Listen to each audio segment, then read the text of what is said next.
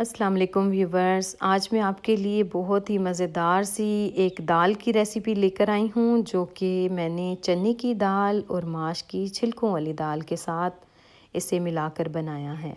ये दाल जितनी देखने में मज़े की लग रही है, खाने में कई गुना इससे ज़्यादा मज़ेदार है।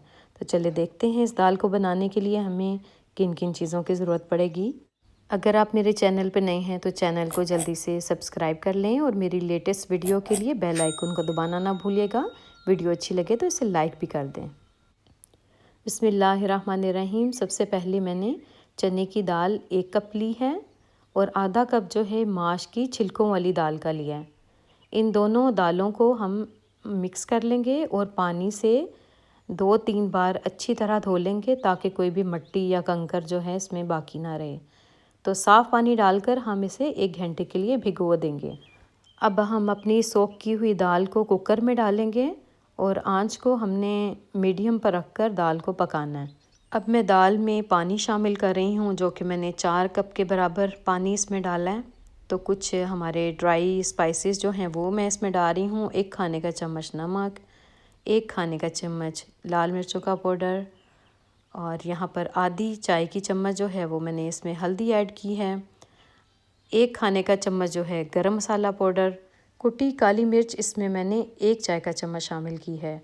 और पानी मुझे थोड़ा लग रहा था, इसके लिए मैंने 1 गिलास इसमें और शामिल किया है।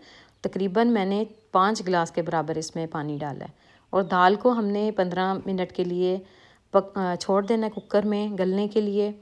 और 15 मिनट गुजर जाने के बाद अब मैंने इसमें ढक्कन हटाया और चम्मच चला के देखा तो दाल हमारी गल चुकी है। अगर आप थोड़ा सा दाल को और गलाना चाहते हैं तो आप 5 मिनट के लिए दाल और पका सकते हैं ढक्कन लगा के खाली। मैंने भी इसी तरह 5 मिनट इसको और पका लिया था चम्मच चलाते हुए। तो ये दाल जो है बहुत ही ज़बरदस्त से तैयार हो गई थी।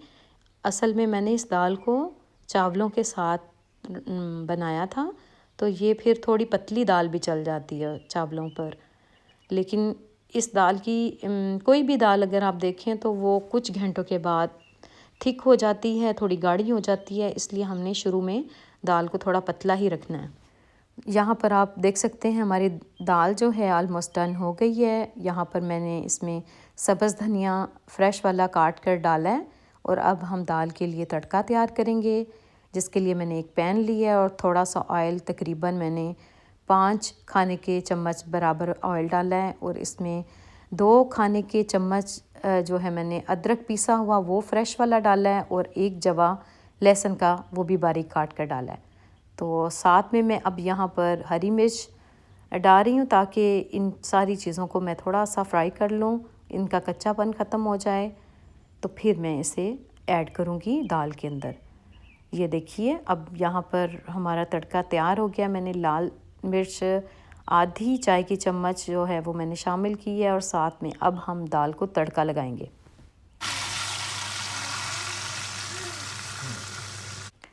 तो यहाँ पर हम सबकी फेवरेट दाल जो है वो रेडी हो चुकी है। इसको मैंने तड़का लगा दिया। यहाँ पर मैं थोड़ा सा काली मिर्च कुटी हुई इसमें शामिल कर रही हूँ।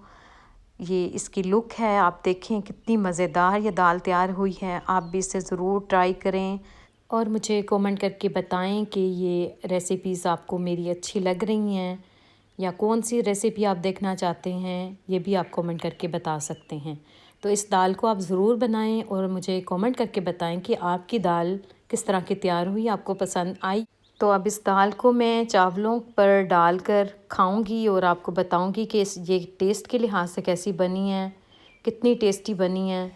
तो यहाँ पर मेरे पास चावल हैं, थोड़े से चावल और ज़्यादा दाल, ये डालकर अगर आप खाएं तो फिर आपको दाल चावल खाने का मज़ा आएगा। तो पहले तो मैं इस दाल को चावलों पर डाल के खाऊंगी, और बाद में इस दाल को मैं वैसे भी चम्मच के साथ इंजॉय करूंगी। तो इस मज़ेदार दाल को आप इंजॉय कर सकते हैं नान के साथ, रोटी चपाती, या फिर मेरी तरह चावलों के साथ। इस दाल को आप गरम गरम दाल को चम्मच के साथ भी खा सकते हैं। अगर आपने इसका असल रियल टेस्ट लेना है दाल का, तो आप इसे चम्मच के साथ खाएं। और इंजॉय करें। और मुझे कमेंट करके बताएं कि आपको मेरी रेसिपीज़ कैसी लग रही हैं। अब मुझे दीजिए इजाज़त, इंशाल्लाह फिर से मिलते हैं एक नई रेसिपी के साथ। तब तक अपना बहुत ख्याल रखिएगा, मुझे भी दुआओं में याद रखिएगा। अल्लाह हाफिज़।